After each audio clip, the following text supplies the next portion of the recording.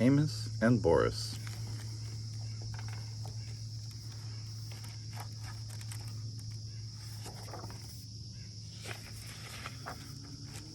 Amos, a mouse, lived by the ocean.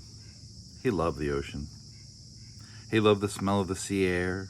He loved to hear the surf sounds, the bursting breakers, the backwashes with the rolling pebbles.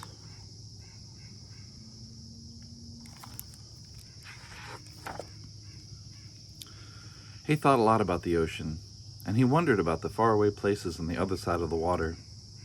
One day he started building a boat on the beach. He worked on it in the daytime, while at night he studied navigation.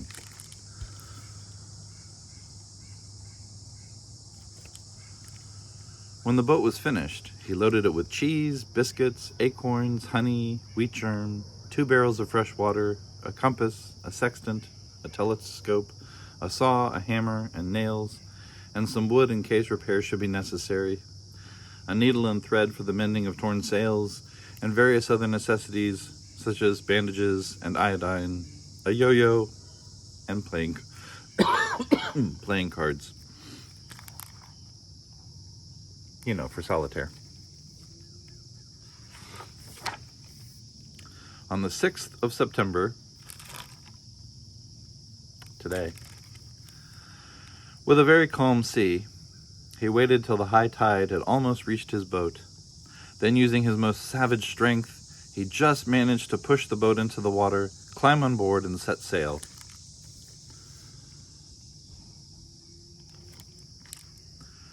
The Rodent, for that was the boat's name, proved to be very well made and very well suited to the sea.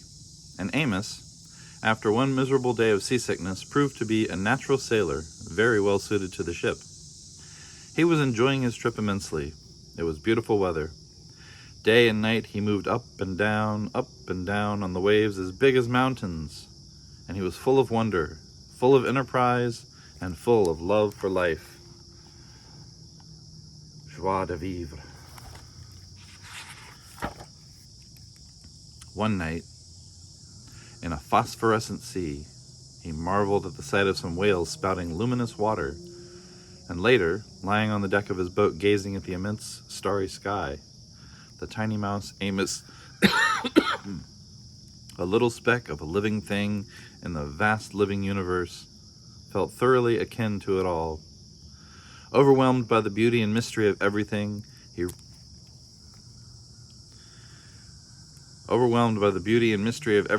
rolled over and right off the deck of his boat and into the sea.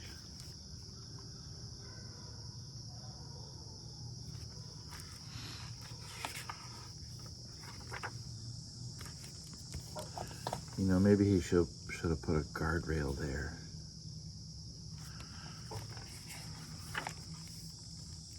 Help, he squeaked as he grabbed desperately at the rodent, but it evaded his grasp and went bowling along under full sail, and he never saw it again.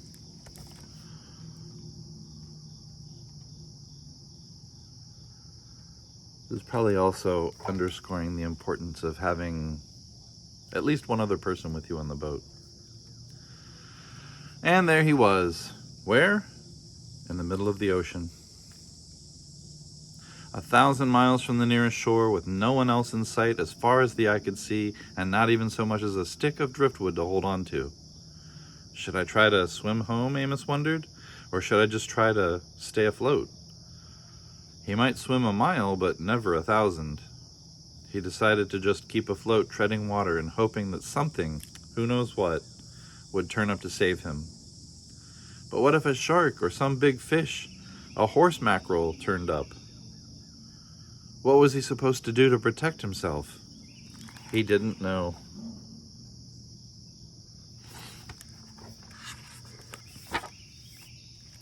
Morning came as it always does.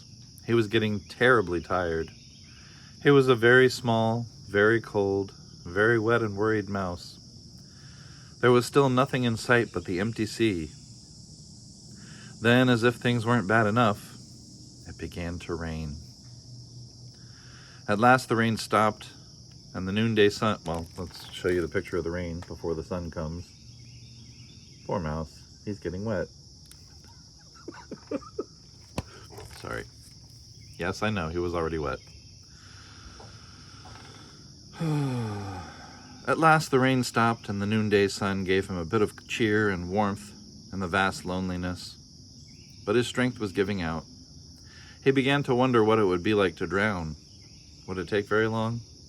Would it feel just awful? Would his soul go to heaven? Would there be other mice there? As he was asking himself these dreadful questions, a huge head burst through the surface of the water and loomed up over him. It was a whale.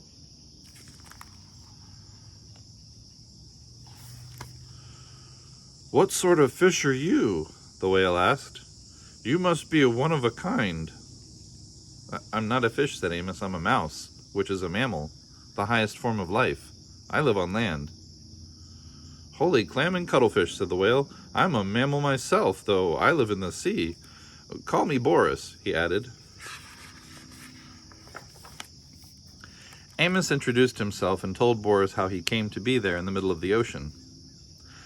The whale said he would be happy to take Amos to the Ivory Coast of Africa, where he happened to be headed anyway, to attend a meeting of whales from all 7 seas. But Amos said he'd had enough adventure to last him a while. He wanted only to get back home, and hoped the whale wouldn't mind going out of his way to take him there. "Not only would I not mind," said Boris, "I would consider it a privilege. What other whale in all the world ever had the chance to get to know such a strange creature as you? Please climb aboard." And Amos got on Boris's back. "Are you sure you're a mammal?" Amos asked. "You smell more like a fish." Then Boris the whale went swimming along with Amos the mouse on his back.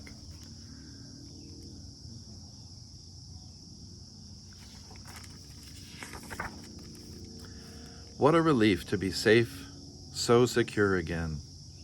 Amos lay down in the sun, and, being worn to a frazzle, he was soon asleep.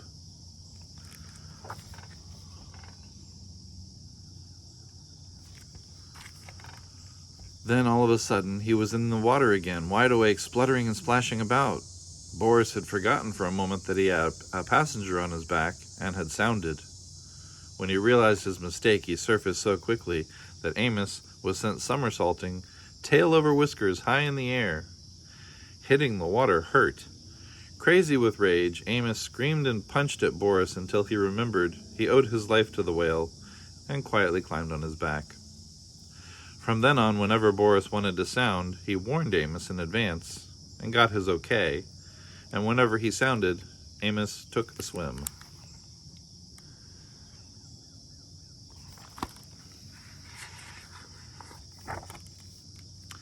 Swimming along, sometimes at great speed, sometimes slowly and leisurely, sometimes resting and exchanging ideas, sometimes stopping to sleep, it took them a week to reach Amos's home shore. During that time, they developed a deep admiration for one another. Boris admired the delicacy, the quivering daintiness, the light touch, the small voice, the gem-like radiance of the mouse.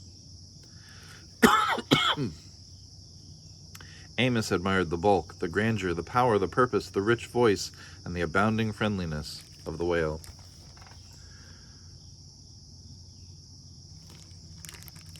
They became the closest possible friends. They told each other about their lives, their ambitions. They shared their deepest secrets with one another. The whale was very curious about life on land and was sorry that he could never experience it. Amos was fascinated by the whale's accounts of what went on deep under the sea. Amos sometimes enjoyed running up and down on the whale's back for exercise. When he was hungry, he ate plankton. The only thing he missed was fresh, unsalty water.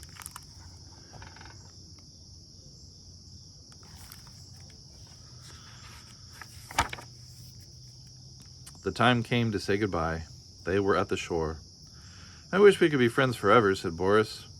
"We will be friends forever, but we can't be together. You must live on land and I must live at sea. I'll never forget you, though." "And you can be sure I'll never forget you," said Amos. "I will always be grateful to you for saving my life. And I want you to remember that if you ever need my help, I'd be more than glad to give it."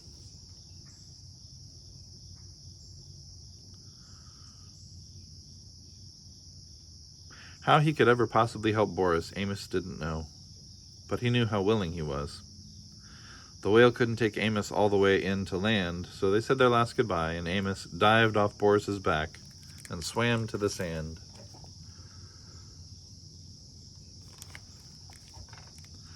From atop the cliff, he watched Boris spout twice and disappear. Boris laughed to himself. How could that little mouse ever help me? Little as he is, he's all heart. I love him, and I'll miss him terribly. Boris went to the conference off the Ivory Coast of Africa, and then went back to a life of wailing about, while Amos returned to his life of mousing around, and they were both happy.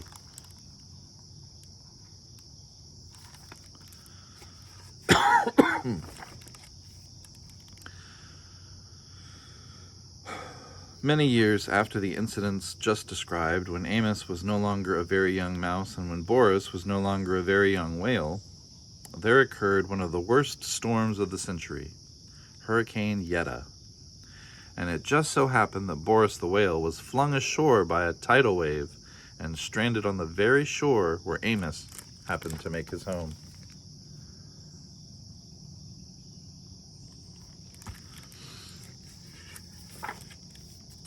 It also just happened that when the storm had cleared up and Boris was lying high and dry on the sand, losing his moisture in the hot sun and needing desperately to be back in the water, Amos came down to the beach to see how much damage Hurricane Yetta had done. Of course, Boris and Amos recognized each other at once. I don't have to tell you how these old friends felt at meeting again in this desperate situation. Amos rushed toward Boris. Boris could only look at Amos.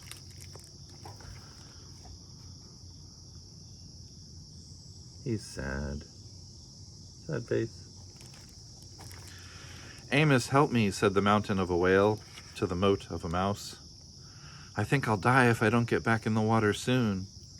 Amos gazed at Boris in an agony of pity. He realized he had to do something very fast and had to think very fast about what it was he had to do. Suddenly, he was gone. I am afraid he won't be able to help me, said Boris to himself. Much as he wants to do something, what can such a little fellow do?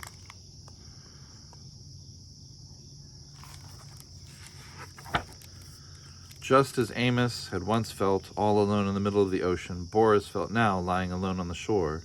He was sure he would die. And just as he was preparing to die, Amos came back with two of the biggest elephants he could find.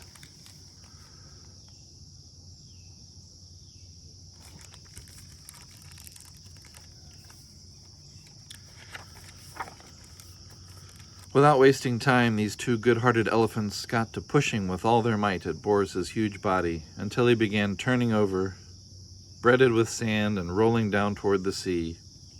Amos, standing on the head of one of the elephants, yelled instructions, but no one heard him.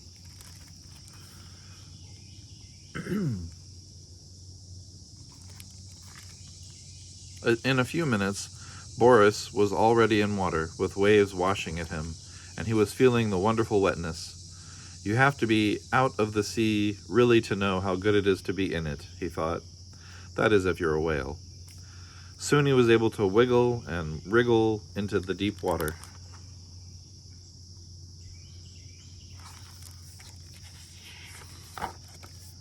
He looked back at Amos on the elephant's head. Tears were rolling down the great whale's cheeks. The tiny mouse had tears in his eyes, too. Goodbye, dear friend, squeaked Amos. Goodbye, dear friend, rumbled Boris as he disappeared in the waves. They knew they might never meet again. They knew they would never forget each other.